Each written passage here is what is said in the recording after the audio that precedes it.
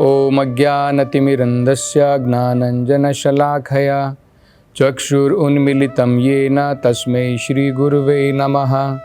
नमो ॐ विष्णुपदाय कृष्णप्रेष्ठाय भूतले श्रीमते भक्तिवेदान्तस्वामिन् इति नामिने। नमस्ते सरस्वती देवे गौरवाणी प्रचारिणे निर्विशेषशून्यवादी पाश्चात्यदेशतारिणे। जय श्री कृष्ण चैतन्य प्रभु नित्यानंद श्री अद्वैत गदाधर श्रीवासदि गौर भक्तवृंदा।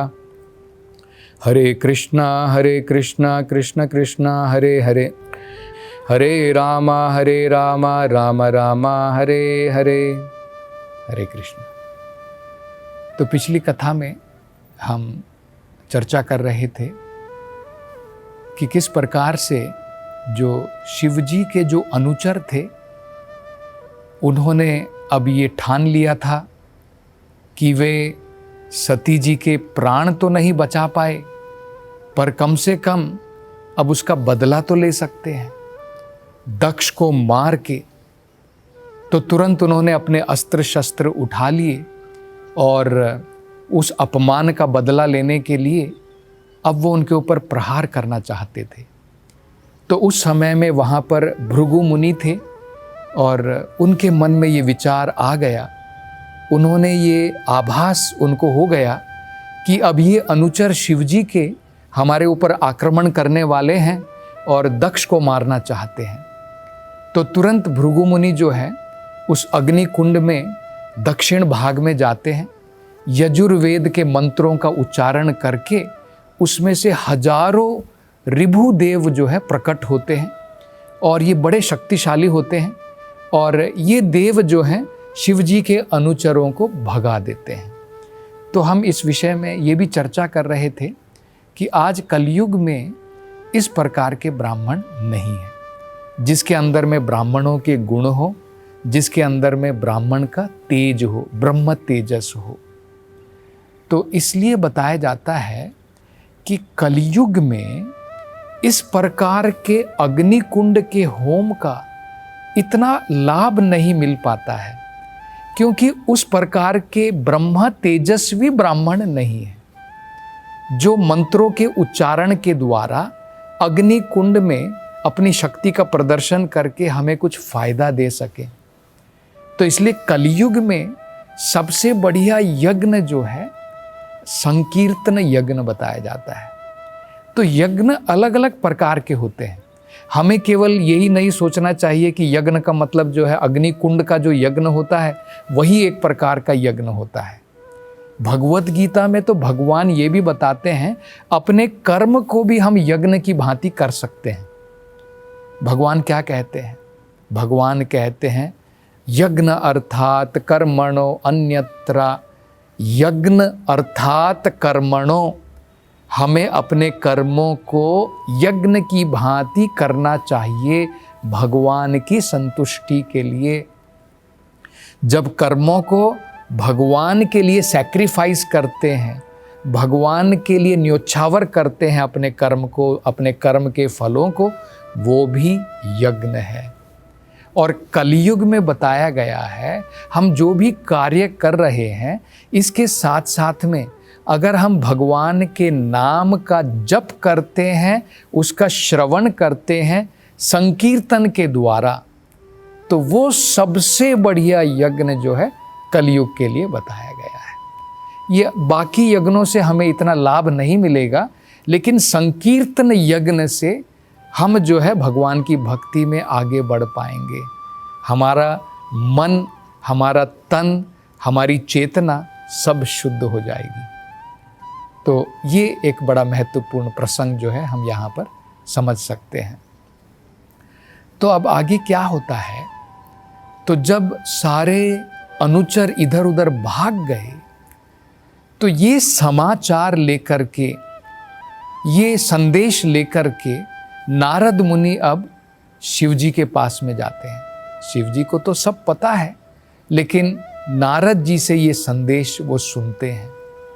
तो नारद जी उन्हें बताते हैं कि किस प्रकार से सती का इस प्रकार से अपमान हुआ और वहाँ पर शिवजी का भी अपमान था, क्योंकि उस यज्ञ में उनको भागीदार के रूप में उनके लिए जो है कोई मंत्र का उच्चारण नहीं कर रहा था। बाकी सभी देवताओं के लिए जो है आहुति चढ़ाई जा रही थी, शिवजी के लिए कोई आहुति वहाँ पर जो है नहीं चढ़ाई गई थी। तो उनका भी अपमान हुआ और सती का भी अपमान हुआ, क्योंकि उनके पिता ने ना उनका आदर किया, ना उनसे कोई बात की। और जब वो अपने प्राण त्यागने वाली थी तब भी जो है एक बिल्कुल पत्थर के हृदय की भांति रह करके जो है दक्ष उसी प्रकार से वहाँ पर खड़े रहे। तो जब नारद जी ने ये संदेश दिया शिवजी को, तो शिवजी जो है उस समय में भागवत में कहा है ये विचार आता है, वो अत्यंत क्रोधित हो गए, अत्यंत क्रोधित हो गए। उनके ऊपर जब अपमान हुआ तो शांत थे, लेकिन जैसे ही उनके महान सेवक सती के प्रति इतना अपमान हुआ कि उनको अपना शरीर त्याग देना पड़ा इसके कारण, तो शिवजी जो है अत्यंत क्रोधित हो गए। बताया जाता है कि सती जो है स्वयं दुर्गा है, स्वयं दुर्गा है। तो वो भगवान की शक्ति है, बहिरंगा शक्ति है, भगवान विष्णु की ही बहिरंगा शक्ति है। तो उनके अंदर में इतनी शक्ति है कि सृष्टि प्रलय दोनों वो कर सकती है। सृष्टि स्थिति प्रलय साधन शक्ति रेखा छायेव यस्य भुवनानि दुर्गा। तो ये दुर्गा जी के बारे में बताया जाता है। तो अगर सती चाहती तो अपनी शक्तियों के द्वारा, क्योंकि वो स्वयं दुर्गा है, अगर वो चाहती तो जैसे राक्षसों का, असुरों का वो वध करती हैं, उनको सजा देती हैं, दक्ष को भी सजा दे सकती थी। लेकिन क्योंकि उनका जन्म एक पुत्री के रूप में हुआ था दक्ष के द्वारा, उस संबंध का सम्मान करते हुए उन्होंने ऐसा नहीं किया। तो ये शिवजी को पता था, इसलिए अब इस अपमान का वो बदला लेने के लिए उनका मन अत्यंत क्रोधित हो उठा। और बताया जाता है कि वो इतने क्रोधित थे, अपने क्रोध में वो खड़े हो गए। रुद्र का एक मतलब होता है क्रोध, और रुद्र का मतलब होता है रुदन भी। तो अपने क्रोध के कारण उन्होंने क्या किया, अपने सर के ऊपर से एक बालों का गुच्छा निकाला और क्रोध से जो है जमीन के ऊपर उन्होंने पटक दिया, क्योंकि अब वो दक्ष को सजा देना चाहते थे। तो जैसे ही उन्होंने अपने सर के ऊपर से बालों को जमीन के ऊपर पटका, तुरंत उसमें से जो है एक बहुत विशालकाय शरीर वाला राक्षस जो है वहां पर प्रकट हुआ। तो बताया जाता है कि इस विशालकाय शरीर वाला राक्षस जो है उसका कद इतना बड़ा था कि धरती से मानो आकाश को छू रहा हो, और उसके अंदर से इतना तेज निकल रहा था कि मानो 3 सूर्य एक साथ में उदित हो गए हों। और बड़े ही भयानक उसके जो दांत थे, उसके शरीर के बालों में से मानो अग्नि की ज्वाला निकल रही हो, इस प्रकार से था। तो यहाँ पर हम देख सकते हैं कि वहाँ पर भृगु मुनि ने अपने ब्रह्म तेज के द्वारा ऋभु जो है देवताओं को प्रकट किया, और यहाँ पर शिवजी ने अपने क्रोध के द्वारा एक बड़े दैत्य को, जिसका नाम था वीरभद्रा, उसको जो है प्रकट किया। तो वीरभद्रा जो है प्रकट होने के पश्चात में शिवजी से जो है कहता है, हे मेरे स्वामी, मेरे लिए क्या आज्ञा है?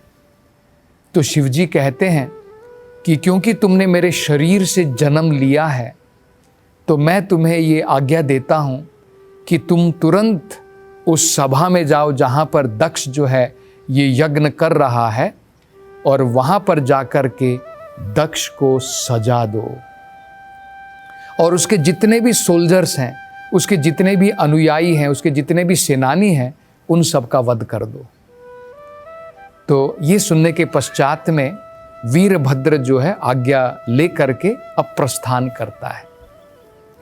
अब यहाँ पर एक बड़ा महत्वपूर्ण प्रसंग जो समझने लायक है कि देखिए, अब हम देखते हैं दो तेज में स्पर्धा है, कंपटीशन है। एक है ब्रह्म तेजस, एक है शिव तेजस। तो भृगु ऋषि ब्राह्मण थे और शिव जो है उनसे जो तेज प्रकट हुआ है, शिव तेजस, उस तेज से दैत्य प्रकट हुआ और भृगु ऋषि ने उन्होंने जो है देवताओं को प्रकट किया। तो इससे हम ये समझ सकते हैं इस भौतिक संसार के अंदर में भी हमेशा रजोगुण, तमोगुण, सत्वगुण में हमेशा स्पर्धा चलती रहती है। जैसे यहाँ पर शिव तेजस में और ब्रह्म तेजस में अब कंपटीशन है, स्पर्धा चल रही है, किसका तेज ज़्यादा है। इसी प्रकार से शिव जी कौन है? वो तमोगुण के प्रधान है, तमोगुण के प्रतिनिधि हैं। ब्राह्मण कौन है? वो सत्वगुण का प्रतिनिधि है। तो हमेशा इस भौतिक संसार में हमें सोचना नहीं चाहिए कि बस अब मैं सत्वगुण में हूँ, कोई प्रॉब्लम नहीं है। ऐसा नहीं है, हमेशा कंपटीशन चलता रहता है, कंपटीशन हमेशा चलता रहेगा। आपके मन में अभी जो है आप बड़े शांत हैं, लेकिन हो सकता है कुछ देर के अंदर में आपके मन के अंदर में लोभ आ जाए, रजोगुण का प्रभाव बढ़ जाए। थोड़ी देर में आप देखते हैं आपको गुस्सा आ जाता है, किसी चीज़ के ऊपर आपको क्रोध आ जाता है, तमोगुण का प्रभाव बढ़ जाए।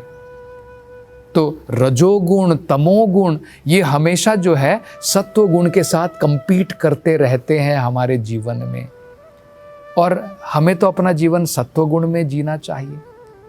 जब हम शुद्ध सत्वगुण में आ जाएंगे तब तो सत्वगुण का भी प्रभाव नहीं रहेगा, रजोगुण का भी नहीं रहेगा, तमोगुण का भी नहीं रहेगा। लेकिन ये कंपटीशन हमेशा चलता रहता है। इसलिए बहुत इम्पॉर्टेंट है कि हमें चाहिए कि अपने जीवन में रजोगुण और सत्वगुण को जितना हो सके उनके प्रभाव को हम कम करें, क्योंकि जब तक रजोगुण और तमोगुण का प्रभाव हमारे जीवन में कम नहीं होगा तब तक हमारे मन में कलमश जो है बना रहेगा, हमारा माइंड नियंत्रण से बाहर रहेगा, अनकंट्रोल्ड रहेगा। क्योंकि तमोगुण और रजोगुण के प्रभाव से क्या आता है? क्रोध आता है। तमोगुण रजोगुण के प्रभाव से क्या आता है? लोभ आता है। तमोगुण और रजोगुण के प्रभाव से क्या आता है? काम वासनाएं आती हैं। और हमें पता है क्रोध में, लोभ में, काम वासनाओं में व्यक्ति केवल गंदे काम करता है, पाप कर्म करता है। क्या कोई लोभ में अच्छे कर्म करता है? क्या कोई काम वासनाओं में अच्छे कर्म करता है? क्या कोई क्रोध में अच्छे कर्म करता है? लेकिन अगर हम सत्वगुण में आते हैं और भगवान की भक्ति में लगते हैं तब हम इन सब का सही उपयोग कर सकते हैं। क्रोध भक्त द्वेषी गणे, जैसे हनुमान भी क्रोधित हुए थे, लेकिन किस लिए? जो भक्तों से द्वेष करते हैं उनके ऊपर। जैसे रावण था, जो भगवान से द्वेष करता है, भक्तों से द्वेष करता है, उनके ऊपर क्रोध। वो रजोगुण का प्रभाव नहीं है, वो रजोगुण से ऊपर है। ये हमें समझना है। लेकिन इस भौतिक संसार में हम देखते हैं जब हम अपने मान और सम्मान के विषय में सोचते हैं और उसके कारण जो क्रोध आता है वो रजोगुण के प्रभाव से होता है। तो हमें क्या करना चाहिए? सवेरे जब हम जल्दी उठते हैं तो सवेरे का समय ब्रह्म मुहूर्त का समय होता है। उस समय में रजोगुण और तमोगुण का प्रभाव अत्यधिक कम होता है। इसलिए आप देखते हैं जनरली मंदिरों में पूजा सवेरे के समय में की जाती है। भक्त लोग अपने जप को पूर्ण ब्रह्मा मुहूर्त के समय में कर लेते हैं। सभी प्रकार की आध्यात्मिक एक्टिविटीज जनरली जो है सवेरे के समय में होती है, क्योंकि सत्व गुण का प्रभाव ज़्यादा होता है।